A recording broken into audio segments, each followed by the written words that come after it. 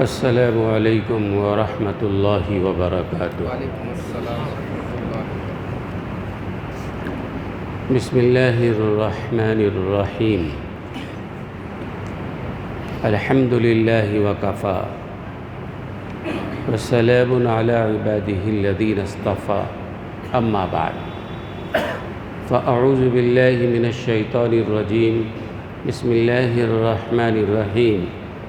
ان عدۃ الشہور عند اللہ 12 شہرا فی کتاب اللہ یوم خلق السماوات والارض منها 4 حرم ذلك الدین القیم فلا تظلموا فیہن انفسکم۔ صدق اللہ العلی العظیم وصدق رسولہ النبی الکریم ونحن على ذلك من الشاہدین والشاکرین والحمد للہ رب العالمین۔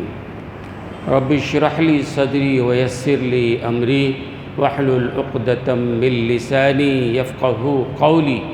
سبحانک لا علم لنا الا ما علمتنا انک انت العلیم الحکیم۔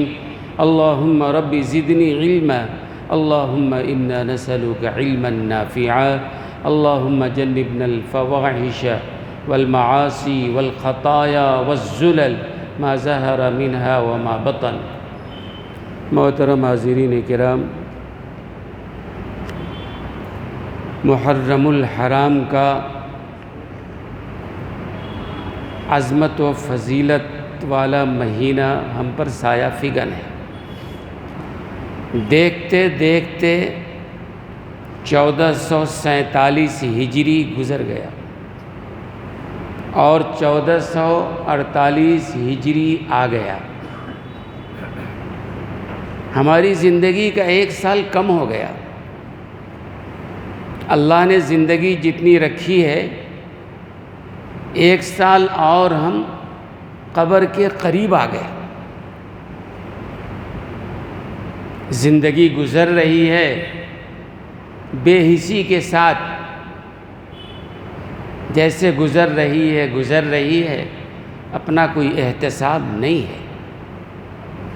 آدمی تجارت کرتا ہے، گوشوارہ دیکھتا ہے کتنا خرچ ہوا، کتنی آمدنی ہوئی، کیا ہوا۔ یہ ہمارا سال گزرا، ہم نے احتساب کیا کہ پچھلے سال ہماری کتنی نمازیں چھوٹ گئیں، کتنی نمازیں ہمارے قضا ہو گئیں، کتنے ہم نے غلط کام کیے، کتنے روزے ہم نے چھوڑ دیے، کتنی غیبتیں ہم نے کی، کتنا کسی کی مدد کیا ہم نے، کتنا کسی کو ستایا، کسی کی دل آزاری کی۔ ظاہر سی بات ہے بے حسی میں زندگی گزر رہی ہے، لیکن اللہ کے فرشتے ہر بات ہماری نوٹ کرتے چلے جا رہے ہیں۔ ہر بات تصویروں کے ساتھ اللہ نے فرشتوں کو بٹھا رکھا ہے اور ہر بات نوٹ ہو رہی ہے ہماری۔ تو ہماری زندگی کا 1 سال گزر گیا اور نیا اسلامی سال، اسلامی کیلنڈر، ہجری کیلنڈر جو اسلامی سال ہے، اسی لیے علماء نے لکھا ہے کہ اسلامی کیلنڈر کا، ہجری کیلنڈر کا یاد رکھنا امت مسلمہ پر فرض کفایہ ہے۔ فرض عین نہیں ہے، لیکن فرض کفایہ ہے، واجب کفایہ ہے کہ امت میں لوگ ہوں جن کو یہ یاد ہو۔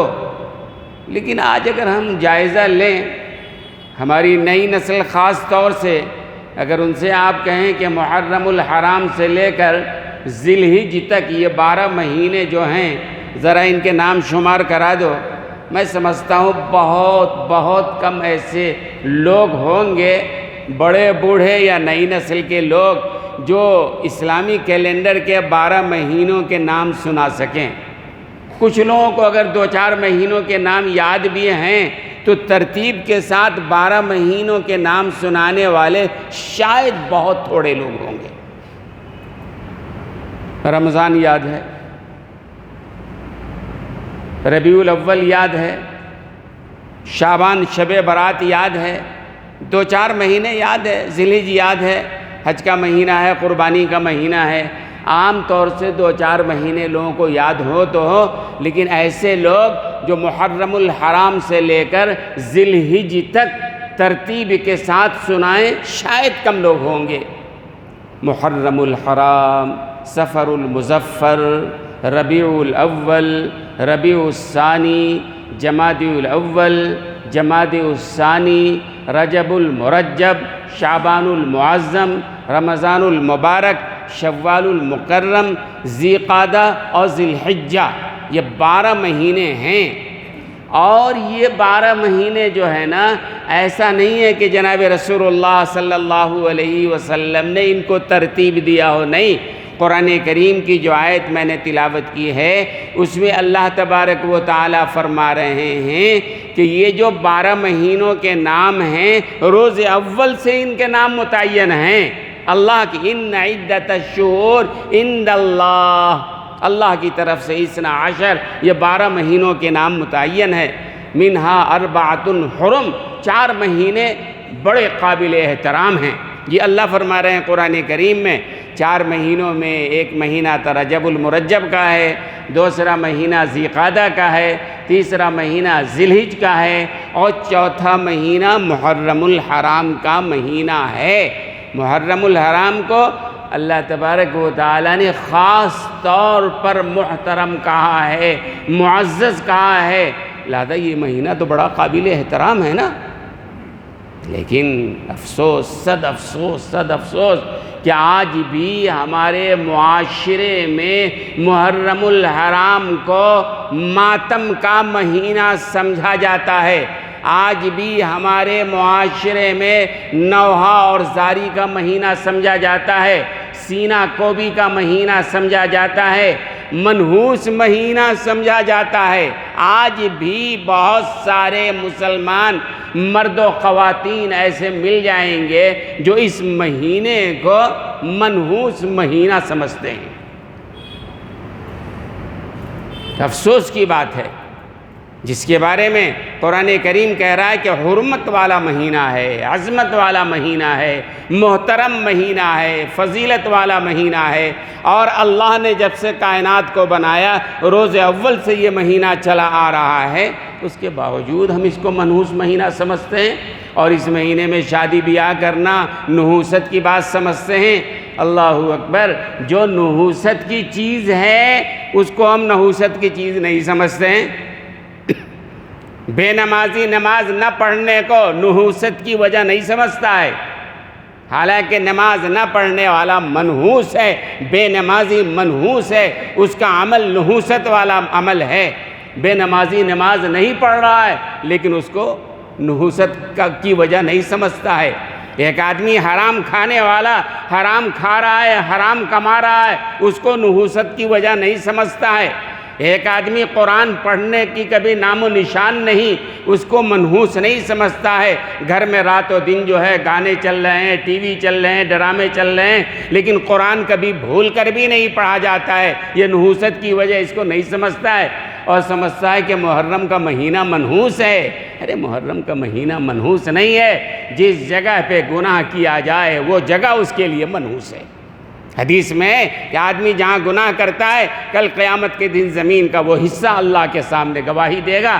ہم تو سمجھتے ہیں کہ کوئی دیکھنے والا نہیں، کوئی پکڑنے والا نہیں، لیکن زمین کا وہ حصہ جہاں آدمی گناہ کر رہا ہے اللہ کے سامنے گواہی دے گا۔ تو آدمی کے لیے وہ زمانہ منحوس ہے، جس زمانے میں وہ گناہ کر رہا ہے، انسان کے لیے وہ جگہ منحوس ہے جس جگہ پہ وہ گناہ کر رہا ہے۔ تو دوستو اور بزرگوں، زندگی کا 1 سال گزر گیا ہے، اب جو سال ہمارے پاس ہے یہ نیا سال ہمارے سامنے آیا ہے۔ ہجری کیلنڈر اور دین کی جتنی باتیں ہیں ہجری کیلنڈر سے متعین ہے۔ یوم عاشورہ کب ہوگا؟ ظاہر ہے محرم الحرام کی 10ویں تاریخ کو ہوگا، ہے نا؟ یعنی اگلا جمعہ جو آنے والا ہے وہ یوم عاشورہ، اور محرم الحرام کی فضیلت تو اپنی جگہ ہے ہی، یوم عاشورہ کی بھی بڑی فضیلت ہے۔ اور یوم عاشورہ میں اللہ تعالیٰ نے بڑے بڑے بڑے احکام، بڑے کام اور بڑے امور انجام دیے گئے ہیں، لہذا یوم عاشورہ کب ہوگا؟ 10 محرم کو ہی ہوگا، تو محرم الحرام یاد رکھیں گے تو نا۔ ظاہر ولادت نبی صلی اللہ علیہ وسلم، میلاد النبی کب ہے؟ ربیع الاول کا ہی نام لینا پڑے گا آپ کو۔ پھر اس کے بعد اور جتنے احکامات ہیں، شب برات کب ہے؟ شعبان المعظم میں ہے۔ شب معراج کب ہے؟ رجب المرجب میں ہے۔ رمضان ظاہر سی بات ہے رمضان المبارک، یہ عربی نام، یہ مہینہ ہی نام لیا جائے گا۔ عید کب ہے؟ ظاہر سی بات ہے یکم شوال المکرم کو ہے۔ اور عید الاضحیٰ کب ہے؟ 10 ذی الحجہ کو ہے۔ میں یہ بتانا چاہتا ہوں کہ اسلامی احکامات جتنے ہیں ہجری کیلنڈر سے متعین ہیں، ہجری کیلنڈر کے اعتبار سے۔ اسی لیے علماء نے کہا کہ ہجری کیلنڈر کا یاد رکھنا یہ واجب علی الکفایہ ہے، امت میں لوگ ہوں سبوں کو یاد رکھنا چاہیے۔ اور میں تو کہتا ہوں ہم میں جن لوگوں کو یاد نہیں ہے ان کو بھی یاد کر لینا چاہیے، اپنے بچوں کو بھی یاد کراؤ، چھوٹے چھوٹے بچوں کو یاد کرا دیں گے تو یاد کرانا ان کے لیے یاد کرنا بڑا آسان ہو جاتا ہے۔ اپنے چھوٹے بچوں کو بھی یاد کرائیں۔ یہ جو اسلامی کیلنڈر کے نام ہیں، اس سے بھی بہترین طریقہ یہ ہے کہ آپ اپنے معاملات میں اسلامی ہجری تاریخ کو لکھا کریں۔ آپ جیسے شادی کا رقعہ چھپوا رہے ہیں، کوئی تقریب ہو رہا ہے، کوئی کام ہے، آپ جہاں انگریزی کی تاریخ لکھتے ہیں ساتھ میں یہ عربی کی تاریخ بھی لکھ دیں، آپ ہجری کیلنڈر کی تاریخ بھی لکھ دیں۔ جب آپ لکھیں گے نا تو نتیجہ یہ ہوگا کہ آپ کے لیے یاد رکھنا آسان ہو جائے گا۔ جو عمل میں رہتا ہے اس کا یاد رکھنا آسان ہو جاتا ہے، اور جو معاملہ عمل سے باہر ہوتا ہے انسان کو یاد بھی نہیں رہتا ہے۔ تو اسلامی کیلنڈر کو یاد رکھنے کی کوشش کریں۔ اور یہ اسلامی کیلنڈر جو ہے نا ایسے ہی نہیں ہے، بلکہ یہ محرم الحرام کا مہینہ میں نے کہا 12 مہینے تو روز اول سے چلا آ رہا ہے، کوئی اسلام نے ان ناموں کو نہیں دیا ہے۔ لیکن جب ہم کہتے ہیں 1448 ہجری، یہ ہجری کا لفظ جو آیا ہے نا، یہ کیا ہوا؟ حضرت عمر ابن خطاب رضی اللہ تعالی عنہ، اللہ اکبر، یکم محرم الحرام کو ان کی شہادت کا واقعہ پیش آیا ہے۔ اور حضرت عمر ابن خطاب جیسا انسان، اللہ اکبر اللہ اکبر، عناصر اربعہ پر ان کی حکومت تھی۔ عناصر اربعہ یعنی ہوا پر بھی، پانی پر بھی، زمین پر بھی، آگ پر بھی حضرت عمر ابن خطاب کی حکومت تھی۔ زمین بھی ان کی بات مانتی تھی، آگ بھی بات مانتی تھی، ہوا بھی بات مانتی تھی۔ عناصر اربعہ، اسی لیے کسی لکھنے والے انگریز مورخ نے کہا ہے کہ اسلام کو اگر ایک اور عمر مل گیا ہوتا تو دنیا میں کسی اور مذہب کا نام و نشان نہیں ہوتا۔ حضرت عمر ابن خطاب نے جو کام کیا ہے، عدل و انصاف کا جو نمونہ دنیا کے سامنے پیش کیا ہے، تو کسی اور نے وہ بات نہیں کیا ہے۔ تو حضرت عمر ابن خطاب رضی اللہ تعالی عنہ کے زمانے میں انہوں نے کہا بھائی ہماری اپنی تاریخ ہونی چاہیے، پہلے سے تاریخ الگ الگ وجہوں سے، جیسے عیسوی کیلنڈر، یہ انگریزی کیلنڈر جو ہے نا عیسوی، یعنی حضرت عیسیٰ علیہ السلام کی ولادت سے وہ کہتے ہیں کہ ہے، لیکن ایسا نہیں ہے۔ ہجری تو حضرت عمر ابن خطاب نے صحابہ کی میٹنگ بلائی، شورا بلایا کہ بھائی ہماری ایک تاریخ ہونی چاہیے، مبدأ ہونا چاہیے کہ ہماری شروعات کہاں سے ہوئی۔ تو کسی نے کہا کہ سب سے بہترین ہے جناب رسول اللہ صلی اللہ علیہ وسلم کی ولادت باسعادت ہوئی ہے، وہاں سے شروع کر لیں۔ حضرت عمر ابن خطاب نے کہا نہیں، یہ کام پہلے عیسائی کر چکے ہیں، عیسوی، وہ مناسب نہیں ہے۔ آگے پھر کسی نے کہا پھر جس دن حضور اکرم صلی اللہ علیہ وسلم کو نبوت ملی ہے وہاں سے شروع کر لیا جائے۔ حضرت عمر ابن خطاب نے کہا نہیں، وہاں سے شروع کرو گے جیسی نبوت کا اعلان ہوا ہے، مکے میں جو ایمان لانے والے تھے ان پر مظالم ڈھائے گئے، بے انتہا ظلم کیا گیا ہے، ظلم کی تاریخ یاد رہے گی، وہاں سے بھی نہیں۔ کئی باتیں اور سامنے آئیں، اخیر میں یہ بات آئی کہ جناب رسول اللہ صلی اللہ علیہ وسلم نے جب ہجرت کیا ہے، مکۃ المکرمہ کو چھوڑا ہے، مدینہ منورہ تشریف لائے ہیں، صحابہ نے بھی ہجرت کیا ہے، یہاں سے ہم اپنی تاریخ کی شروعات کریں گے۔ اس لیے کہ اسلام کو اللہ نے جو شوکت عطا فرمایا ہے، اسلام کو اللہ نے جو عظمت عطا فرمایا ہے، ہجرت کے بعد عطا فرمایا ہے۔ ہجرت کر کے مدینہ طیبہ گئے صحابہ، جناب رسول اللہ صلی اللہ علیہ وسلم اور اس کے 1 سال کے بعد ہی غزوہ احد کا واقعہ پیش آیا۔ مکے میں بھی وہاں کے کفار مسلمانوں کو جینے نہیں دیتے تھے، بڑی اذیتیں دیتے تھے، اور جب ہجرت کر کے آ گئے تو 1 سال کے بعد ہی پورا مکہ لشکر لے کے آ گیا وہ بدر کے اندر کہ مسلمانوں کو مٹا دیا جائے، اور ان کو ہار ملی۔ بعد میں پھر احد میں آ گئے، مٹانے کے لیے بار بار آتے رہے، لیکن مسلمان ایک جگہ جمع ہو گئے تھے۔ ہجرت کے بعد اللہ نے طاقت و قوت عطا فرمائی تھی، تو بات یہ آئی کہ ہجرت ہے نا، یہ ہجرت بڑی چیز ہے، لہذا ہجرت سے ہماری تاریخ کی ابتدا ہونی چاہیے۔ اسی لیے ہجری لکھا جاتا ہے، چھوٹی ہاں ہوتی ہے نا، مطلب اس کا یہ ہوتا ہے 1448 ہجری، یعنی آج سے 1448 سال پہلے جناب رسول اللہ صلی اللہ علیہ وسلم اور صحابہ نے دین کی خاطر مکہ المکرمہ کو چھوڑ کر، اپنے گھر دار کو چھوڑ کر، اپنے کاروبار کو چھوڑ کر، اپنے عزیز و اقارب کو چھوڑ کر مدینہ طیبہ ہجرت کر گئے تھے۔ تو ہجرت کا مہینہ آ کر ہمیشہ یاد دلاتا ہے کہ مسلمانوں نے ضرورت پڑی ہے تو اپنے گھردار کو چھوڑ دیا ہے، لیکن شریعت سے دستبردار ہونے کو تیار نہیں ہیں۔ ہم اپنے دین و ایمان سے دستبردار ہونے کو تیار نہیں ہیں۔ ہاں، ایسی جگہ کو ہم چھوڑ دیں گے جہاں ہمارے لیے اسلام پر عمل کرنا ممکن نہیں ہوگا، جہاں نمازوں کے لیے مشکلات ہوں گی، جہاں اذان دینا مشکل ہوگا۔ مسلمان ایسی جگہ چھوڑ سکتا ہے، لیکن دین و ایمان کو نہیں چھوڑ سکتا ہے۔ تو ہجرت کی تاریخ حضرت عمر ابن خطاب نے کہا کہ ہم ہجرت سے شروعات کریں گے، اور ہجرت کا واقعہ جو پیش آیا ہے وہ دراصل ربیع الاول کے مہینے میں آیا ہے۔ سفر کے اخیر میں حضور اکرم صلی اللہ علیہ وسلم مکہ المکرمہ سے نکلے ہیں اور مدینہ طیبہ آپ یہ ربیع الاول کے مہینے میں پہنچے ہیں۔ تو ہجرت کا واقعہ ربیع الاول کے مہینے میں پیش آیا ہے۔ پھر محرم سے کیسے شروع ہوتا ہے؟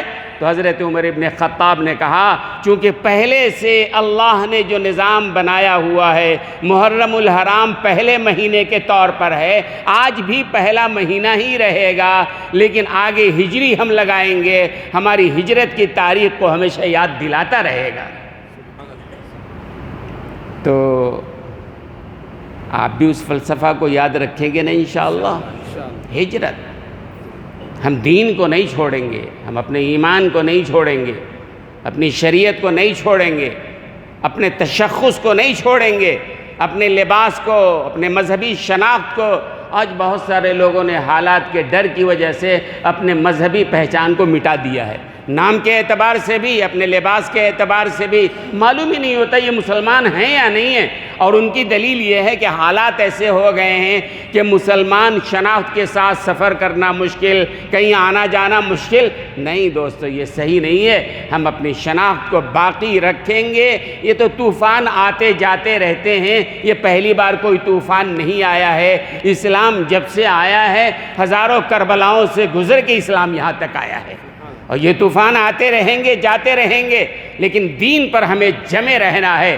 دین پر جمے رہیں گے اگر ہم، تو ظاہر ہے اگر ہمارے ذہن میں ہے کہ چاہے کچھ بھی ہو جائے ہمارا اللہ ہم سے راضی ہو جائے، خدا کی قسم بہت بڑی کامیابی ہے۔ ایک آدمی ہے بڑے عالیشان گھر میں رہتا ہے، بڑے عیش و عشرت میں رہتا ہے، بڑے اچھے محلے میں رہتا ہے، بڑی مہنگی گاڑیوں میں چلتا ہے، وہ سمجھتا ہے کہ بڑی کامیابی ہے نا۔ بہت سارے لوگ ہیں بڑے گھر میں رہتے ہیں، کامیابی مل گئی، بڑی گاڑی ہے، کامیابی مل گئی، بڑا کاروبار ہے، کامیاب ہو گئے، پیسہ بہت آ گیا، کامیاب ہو گئے۔ عام طور سے ذہنوں میں یہی ہوتا ہے نا کہ ہمارا کاروبار اچھا ہے، ہماری گاڑی اچھی ہے، ہمارا گھر اچھا ہے، بڑے اچھے محلے میں ہے، ہمارا بنگلہ ہے، ہم کامیاب ہیں۔ نہیں، اللہ نے قرآن کریم میں فرمایا فَمَنْ زُحْزِحَ عَنِ النَّارِ وَأُدْخِلَ الْجَنَّةَ فَقَدْ فَازَ۔ اللہ فرما رہے ہیں، وہ غور سے سنو، اللہ کسے کہتے ہیں کامیاب ہے؟ اللہ کہتے ہیں یہ کامیاب ہے۔ ہم سمجھتے ہیں گاڑی بڑی مل گئی کامیاب، ہم سمجھتے ہیں بڑا بنگلہ مل گیا کامیاب، ہمارے پاس دولت آ گئی ہم کامیاب، ہمیں عہدہ مل گیا کامیاب، ہم سیاست میں کوئی بڑا منصب لے لیے کامیاب۔ نہیں، اللہ جو کہتے ہیں سنو، فقد فاز، کسے کامیاب کہتے ہیں؟ اللہ ہم سب کو غور سے سننے کی توفیق عطا فرمائے اور توجہ کے ساتھ اس کامیابی کو حاصل کرنے کی اللہ ہم سب کو توفیق عطا فرمائے۔ اللہ کیا فرما رہے ہیں؟ فَمَنْ زُحْزِحَ عَنِ النَّارِ، جو جہنم سے بچا لیا گیا، وَأُدْخِلَ الْجَنَّةَ، اور جنت میں داخل ہو گیا، یعنی جس کے لیے جنت کے داخلے کا فیصلہ ہو گیا، فقد فاز، اللہ فرما رہے ہیں یہ کامیاب، جس نے اپنے آپ کو جہنم سے بچا لیا اور جنت کا مستحق اپنے آپ کو بنوا لیا، یہ ہے کامیاب۔ یہ اللہ کہہ رہے ہیں، رسول اللہ بھی نہیں، اللہ کہہ رہے ہیں قرآن کریم میں، جو انسان اپنے آپ کو جہنم سے بچا لیتا ہے اور جو انسان جنت میں داخلے کا اپنے آپ کو مستحق بنا لیتا ہے، وہ کامیاب انسان ہے۔ اب ظاہر سی بات ہے جہنم سے کیسے بچے گا، جنت میں کیسے داخل ہوگا؟ ظاہر سی بات ہے، اللہ اگر راضی ہیں تو جنت ہے، اللہ اگر ناراض ہے تو جہنم ہے۔ تو بندہ مومن کو ہر کام سے پہلے یہ سوچنا چاہیے ہمارے اس عمل سے اللہ راضی ہیں کہ نہیں ہیں، اللہ ناراض تو نہیں ہو رہے ہیں۔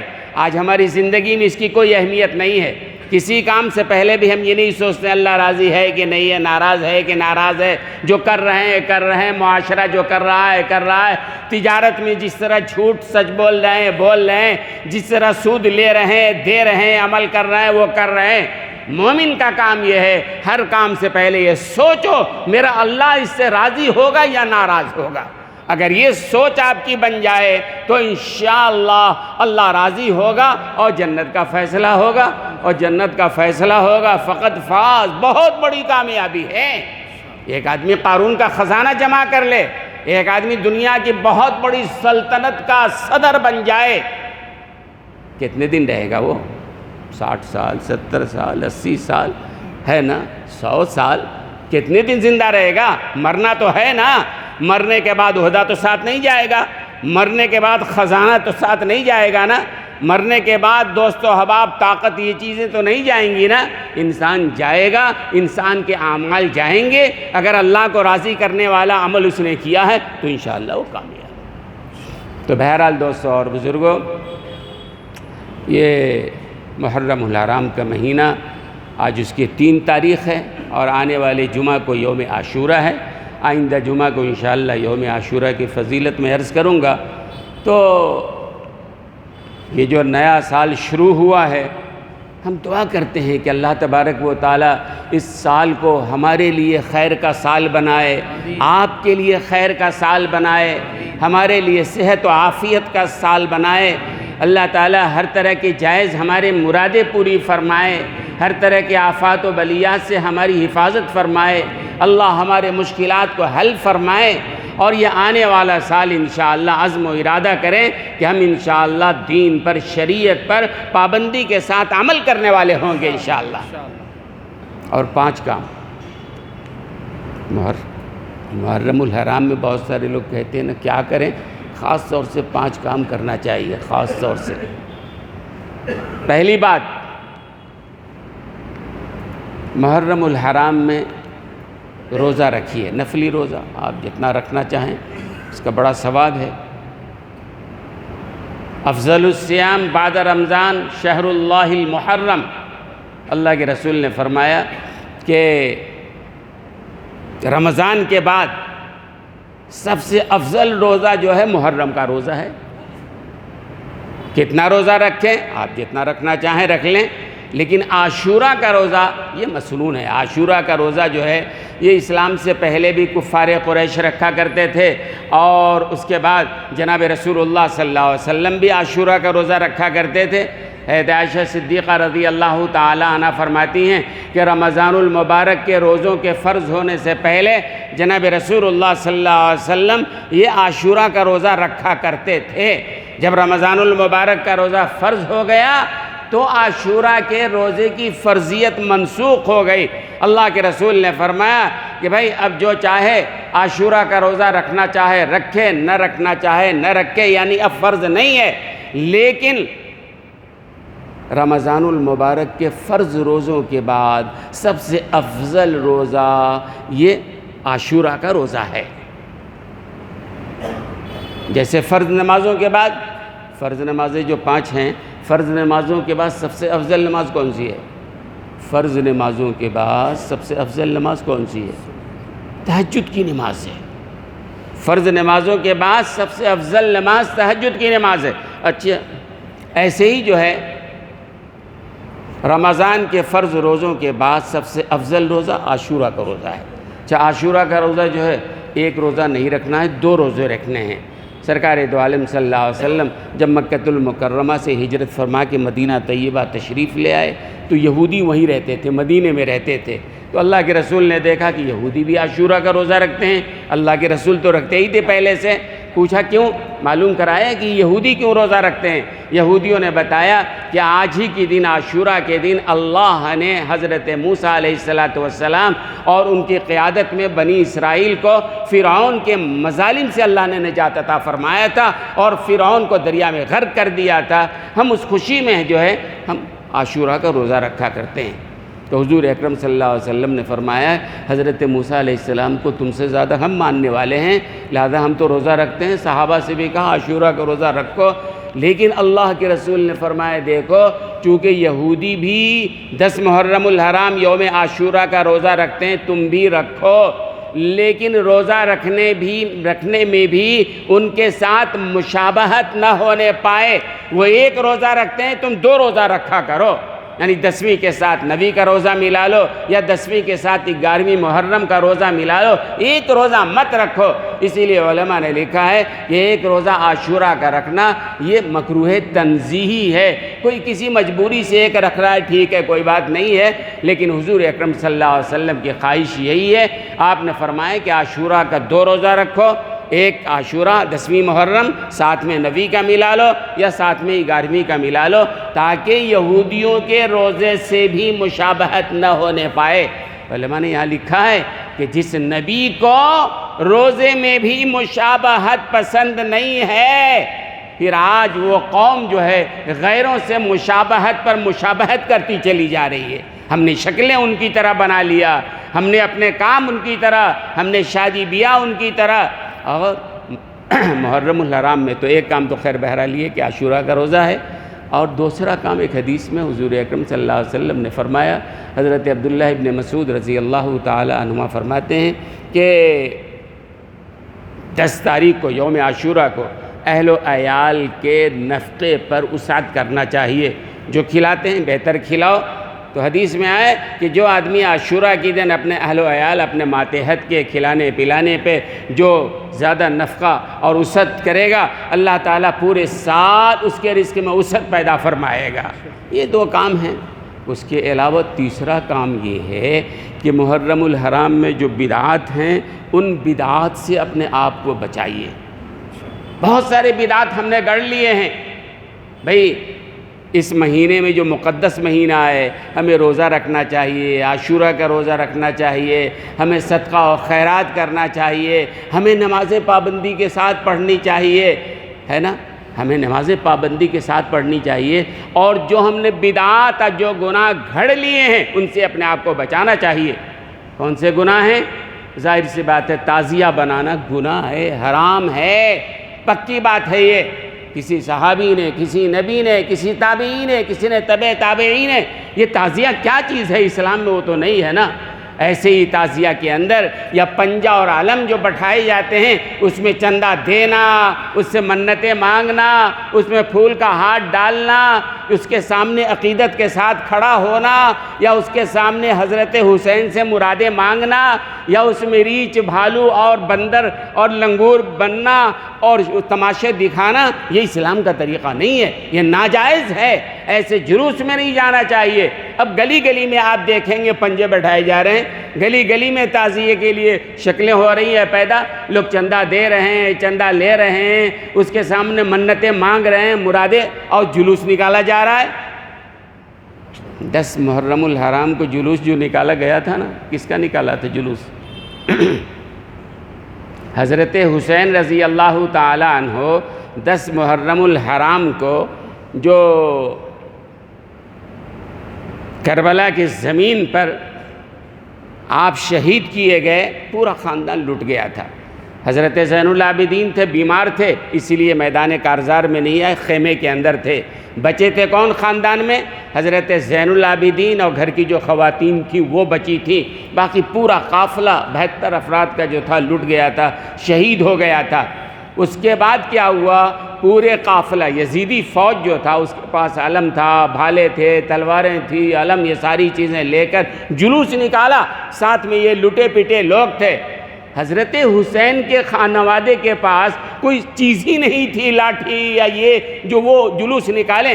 جلوس کس نے نکالا ہے؟ یزیدی فوج ظالموں نے اصل میں جلوس نکالا ہے۔ بے گر سمجھے بوجھے ہم جلوس نکالتے ہیں، جلوس میں شرکت کرتے ہیں، انہوں غیروں نے جلوس نکالا ہے حضرت حسین ان کے خاندان کی شہادت کے بعد۔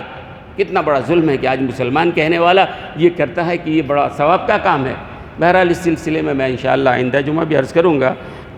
وقت میں بار بار دیکھ رہا ہوں، مجھے اصل میں SIR کا جو کام چل رہا ہے اور الحمدللہ اس سلسلے میں بڑی بیداری ہے مسلم محلوں میں، مسجدوں میں، نوجوانوں میں، اور ہونی چاہیے۔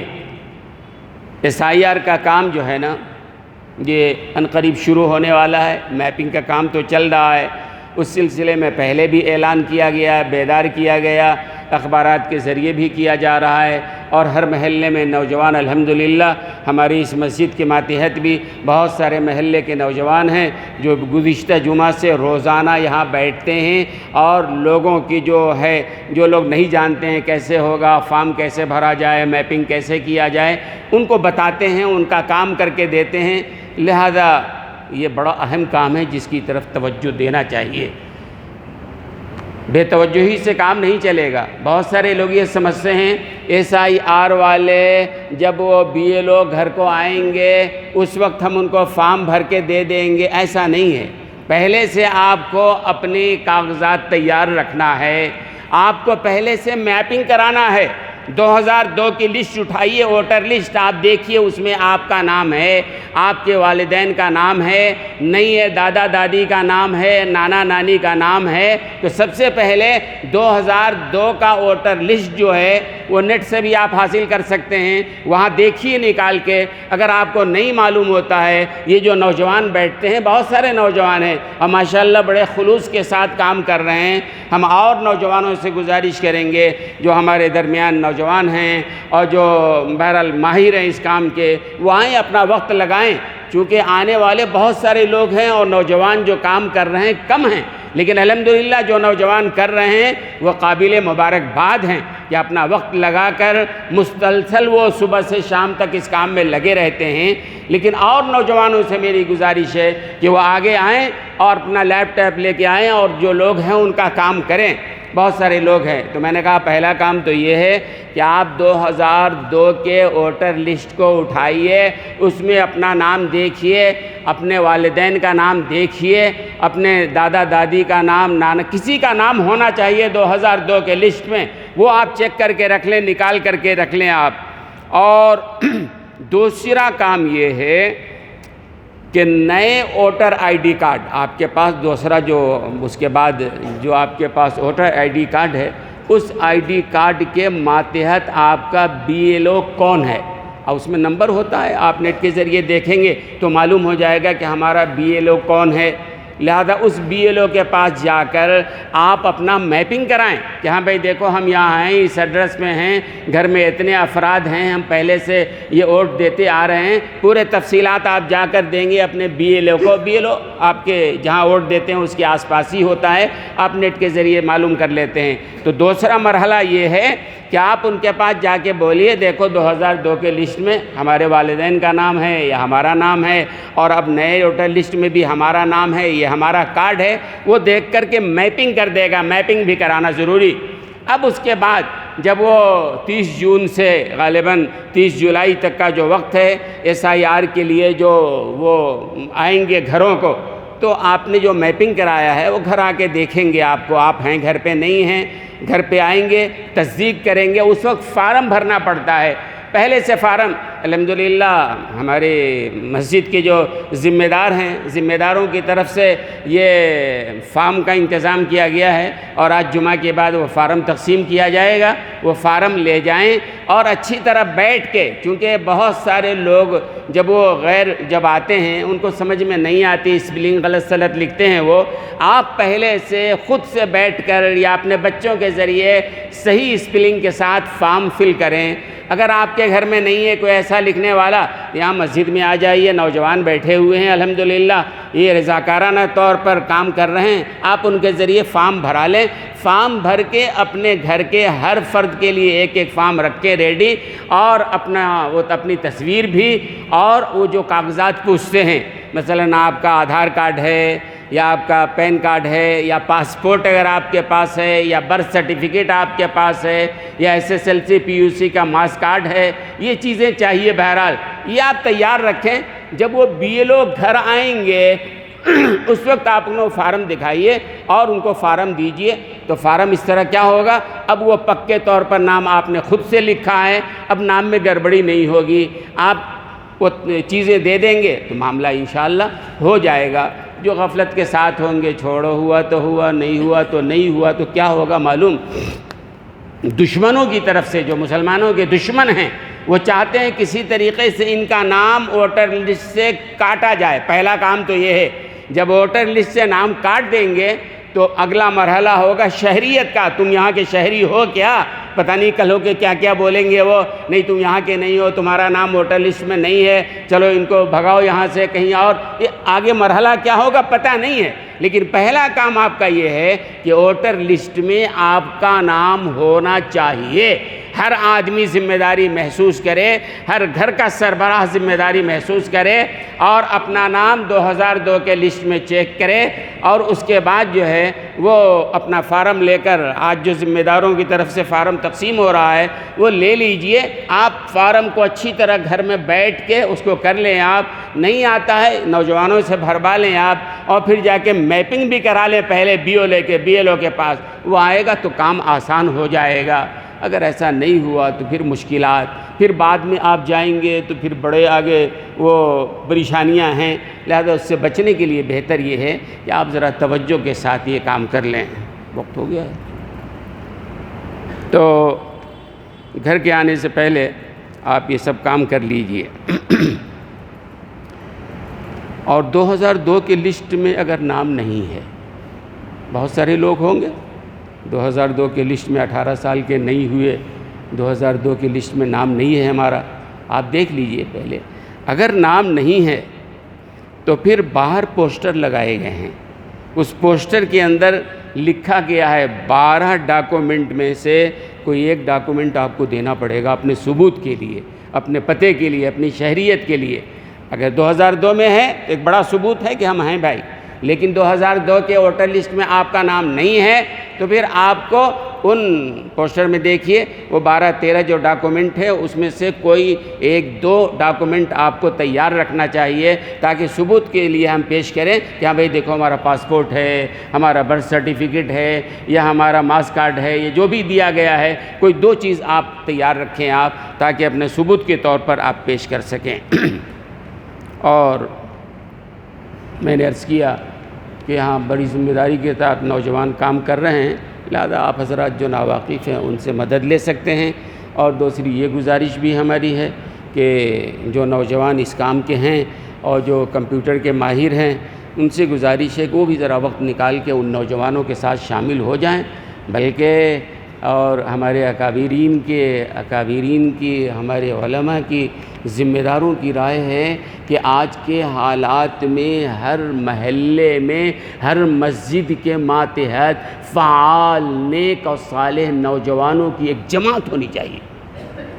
ہر محلے میں یہ نوجوان ہی ہیں جو کام کرنے کے لیے آگے بڑھتے ہیں، لہذا نوجوانوں کو جڑنا چاہیے۔